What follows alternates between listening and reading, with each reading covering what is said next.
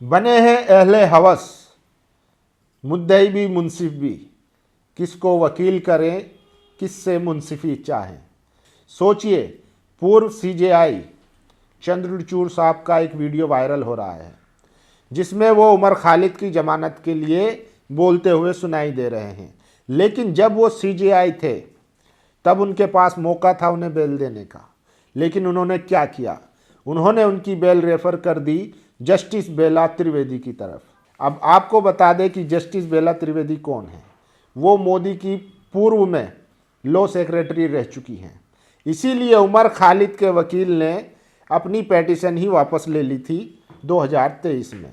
उन्होंने कहा कि हम यहाँ पर अपनी बेल नहीं लगाएंगे, हम फिर से लोअर कोर्ट में शुरू करेंगे। सोचिए, जब सीजेआई साहब जस्टिस ऑफ इंडिया थे तब इनके पास वक्त था इंसाफ करने का, लेकिन तब इन्होंने नहीं किया।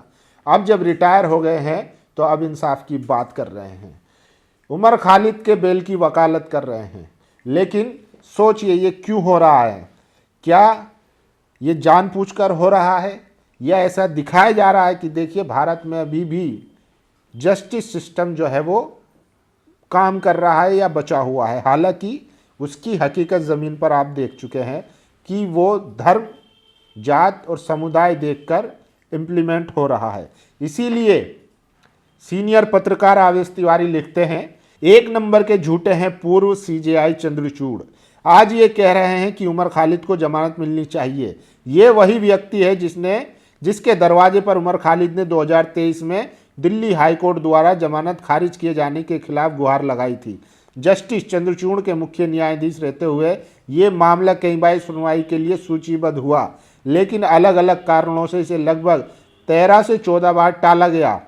फरवरी 2024 में जब ये समझ में आ गया कि न्याय नहीं मिलेगा तो उमर खालिद के वकील ने बदलती परिस्थितियों का हवाला देते हुए सुप्रीम कोर्ट से जमानत याचिका वापस ले ली और कहा कि वे अब निचली अदालत में नए सिरे से कोशिश करेंगे।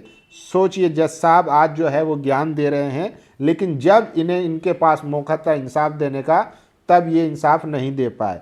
खैर, और ये देखिए, मिर्ज़ापुर अहमदाबाद में सैकड़ों जिंदा मुसलमानों को मृत घोषित कर काट दिए कई वोट। अहमदाबाद की दरियापुर में और जमालपुर विधानसभा क्षेत्र में आने वाले मुस्लिम बहुल इलाकों में सैकड़ों मुसलमानों के नाम मृत घोषित कर काट दिए गए वोट।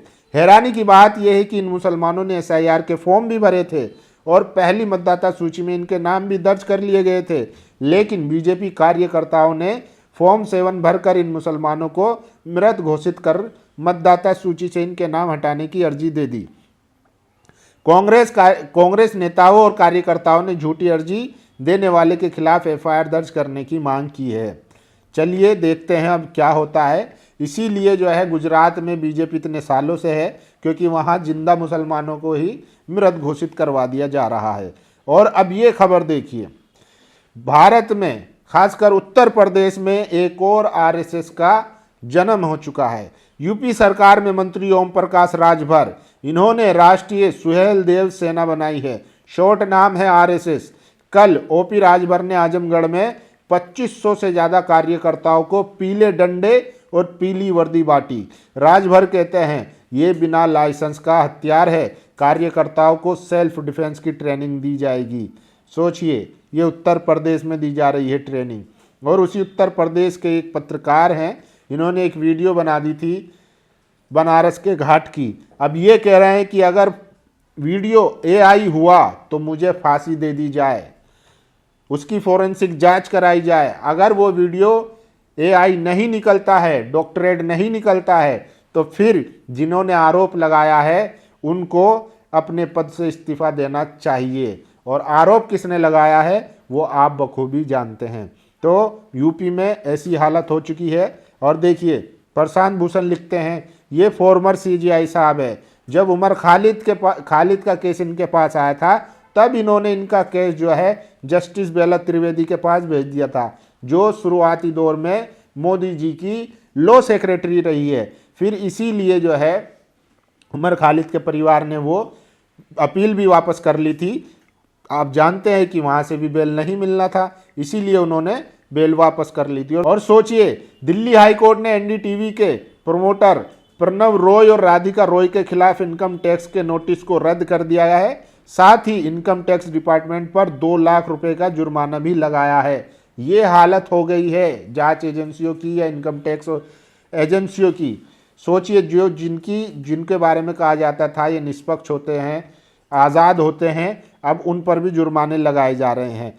आपने देखा झारखंड में किस तरीके से झारखंड पुलिस ने ईडी के दफ्तर पर रेड मारी, कलकत्ता में ममता बनर्जी ने क्या किया, और अब कोर्ट ने इनकम टैक्स ऑफिसरों पर वो जुर्माना लगा दिया है। 2016 का मामला है, कैसे प्रणव रॉय को परेशान किया जा रहा था या उन पर दबाव बनाया जा रहा था, और आप आज देख रहे हैं कि एनडीटीवी किसके हाथ में है, और ये one of the founder member में से हैं जो एनडीटीवी को चलाने वाले थे। अब आप जानते हैं कि एनडीटीवी किसके पास है, और उस केस में इनकम टैक्स जिसने नोटिस जारी किया था उन पर 2 लाख का जुर्माना भी लग चुका है। सोचिए, करनी सेना ने रिंकू सिंह के खिलाफ एफआईआर दर्ज करने के लिए शिकायत दी है। क्यों दी है? क्योंकि रिंकू सिंह ने एक वीडियो अपने इंस्टाग्राम या सोशल मीडिया पर डाल दिया था जिसमें हनुमान जी और शिव जी और राम जी जो है वो गाड़ी चलाते हुए दिखाई दे रहे हैं। ऐसी तमाम सोशल मीडिया पर एआई वीडियो, जनरेटेड वीडियो मिल जाती है।